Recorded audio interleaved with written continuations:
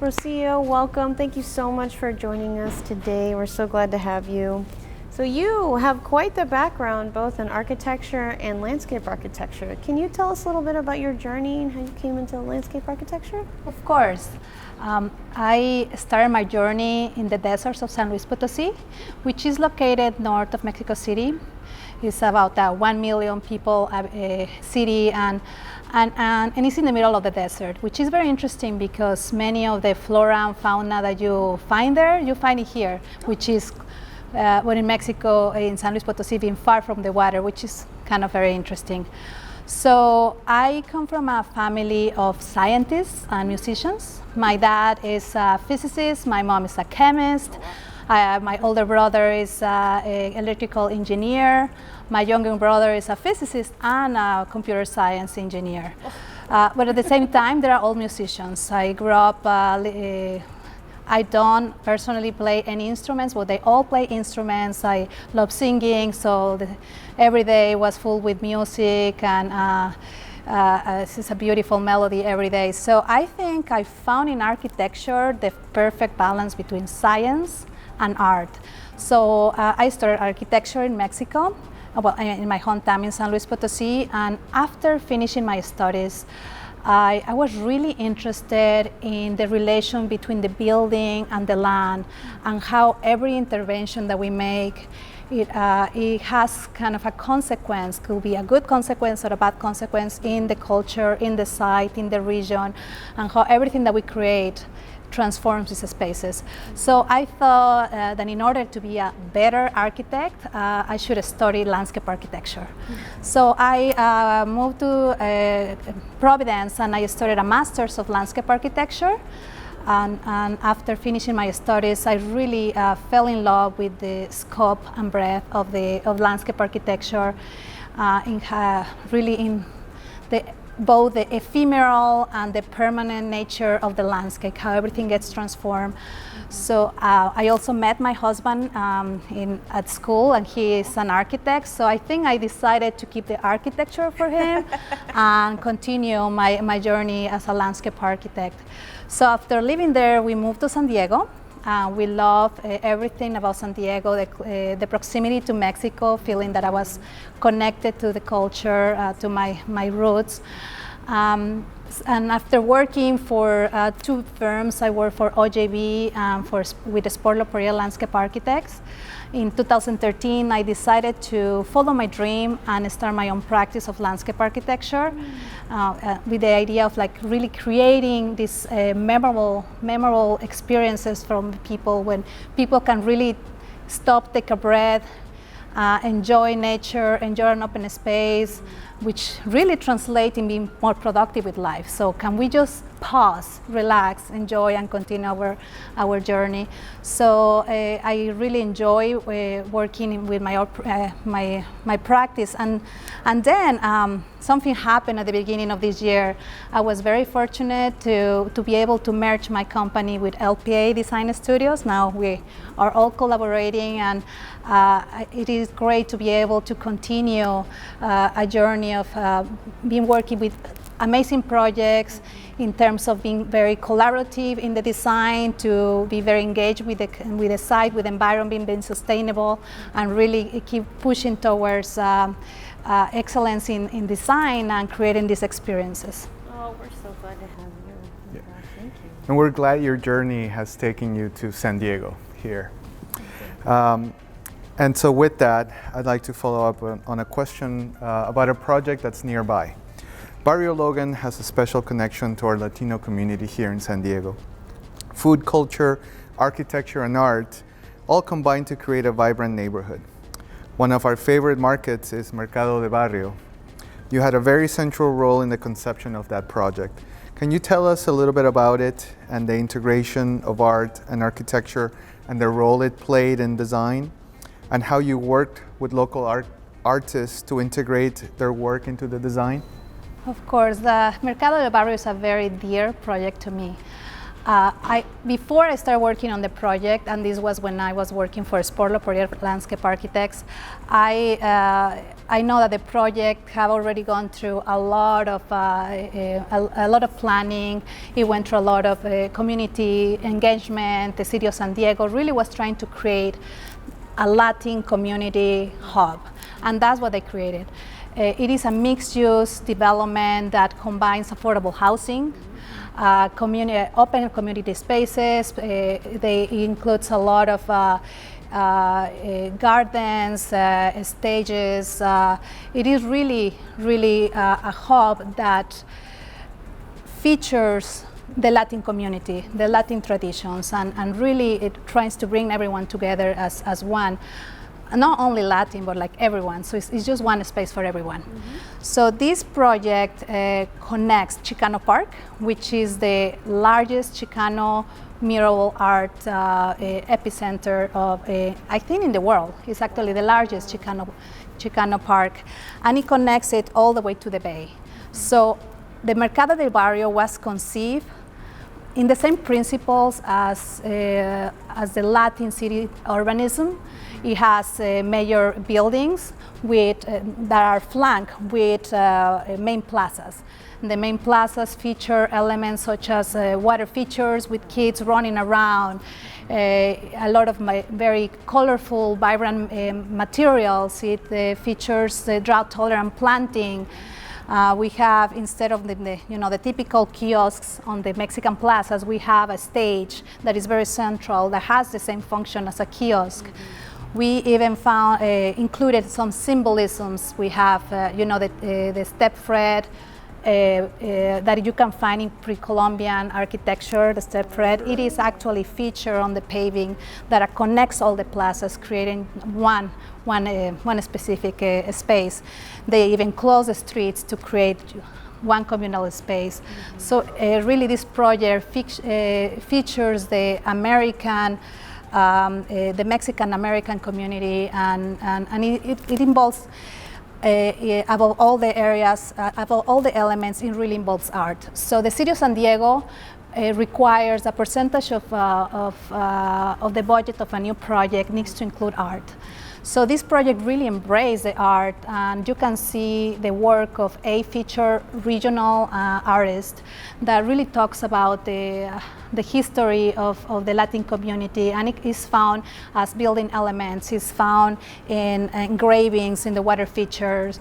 Even the signage is it's a very artful expression of the culture. So I believe that altogether, architecture, landscape architecture, art, community, they all blend together as one project. Oh, I love that. We all enjoy that. That's just down the street from our office, Yes, so we go there very often. That is true. I like the concept of mixed-use development that really engages the public, and we know another one of your projects that's right here downtown that had the same concept, Idea One. And I understand that this particular project, the idea was to create an active community, both live, work, mixed use, development open to the public, but attracting students and new young entrepreneurs. Can you tell us a little bit more about how you integrated your landscape design here also into the art, particularly at the entry? Of course, yes. Idea One was the first building of the Idea District. And IDEA stands for Innovation, Design, Education, and Art. So it really is connected to City College. It really, as you mentioned, attracts young entrepreneurs. It really seeks for people to be innovative and just be a creator. It includes live work spaces where you can have artists featuring their work in the ground level. It includes an incubator for these young entrepreneurs to really work and live there and work. It includes retail. And this is all around a central atrium that is called the hub. Mm-hmm. And the idea of the hub is this is a public hub. This project is located in East Village, and there is a master plan for East Village to have a series of open spaces that are all interconnected. Some of those are already installed, some of those are still in planning. So this project was conceived to have this hub as part of this grid of public spaces. So this hub was a very important aspect of the design, and the client really wanted to keep it very, very multifunctional. And the city required to have a percentage of the open spaces that are open to the public. They needed to have a permanent planting. And for the client, they were saying, well, it's a large area that needs to be dedicated to planting. So we tried different options. We tried talking to the city. Can we just have it like these movable elements that we can configure different spaces? Can we have living walls flanking this atrium? And the city kept saying, no, you are not allowed to do that. The requirement is that the planting needs to be in the public area, but it needs to be horizontal. It needs to be permanent. So we came with the idea of the green soffit, which is 1,600 plant ceiling, pretty much. These plants hung from a ceiling, creating a huge wave. The plants are air plants, and I don't know if you're familiar with them, but they really don't need roots or soil. They only need 3 elements. The first one being light, which was provided by the adjacency to the open space. We provide some natural light, and for the rest of the areas that were more internal, we added some artificial lights. They also need air. We have the open space on both ends, so it provides the flow of natural air. And the last part was water. And so we created a mist system that irrigates the plants every day. So it was a very interesting project, an element. We really didn't have anything to compare it with. We had to do a lot of studies and mock-ups and testing, and we changed the design and finally got installed, and the client really loved the concept, and they have the art program in this project as well. So this piece became part of the art program. So again, I think this project also exemplifies how really there is no boundary between the architecture, the art, and the landscape in the specific area. That's a very creative solution to that challenge. And it's also a really great example of how all these disciplines blended together can create an environment that can be a catalyst for positive change in that community. That's really great. I wanted to ask you one last question and bring it back to the integration of art, artist, and architecture. You have the Sky Terrace project at 530 B Street, which is very interesting as well. Can you tell us a little bit more about this project and how the art transformed the space and the architecture as well?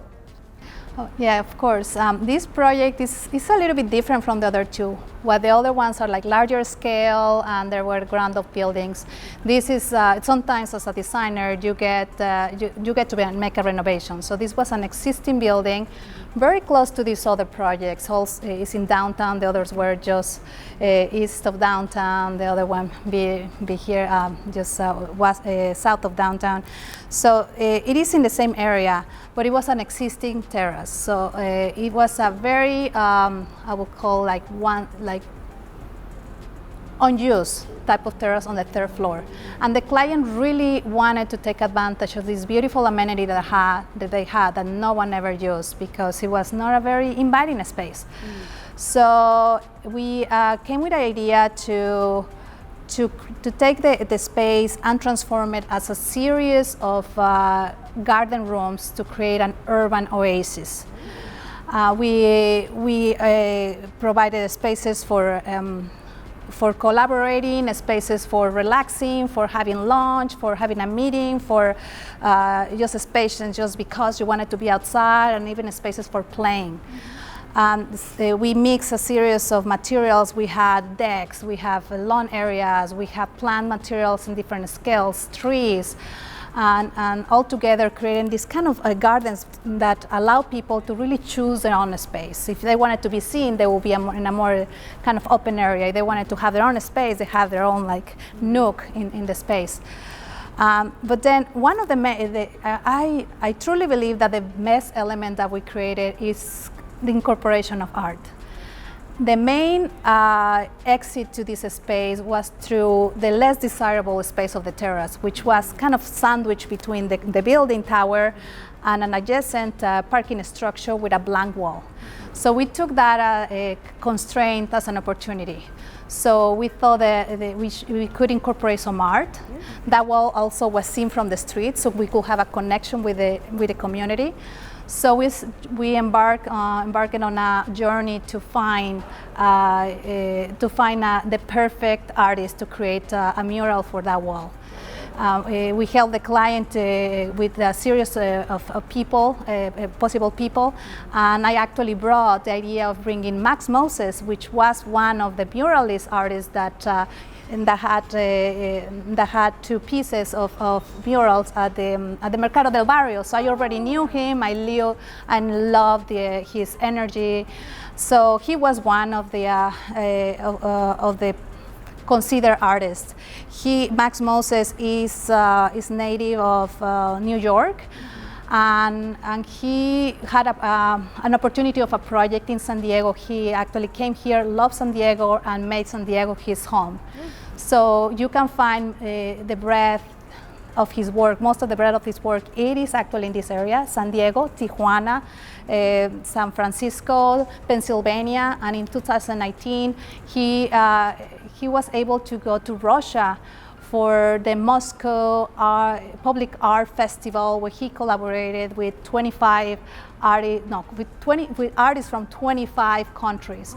So he actually has a really nice footprint, and he really uses spray as the way to express his art.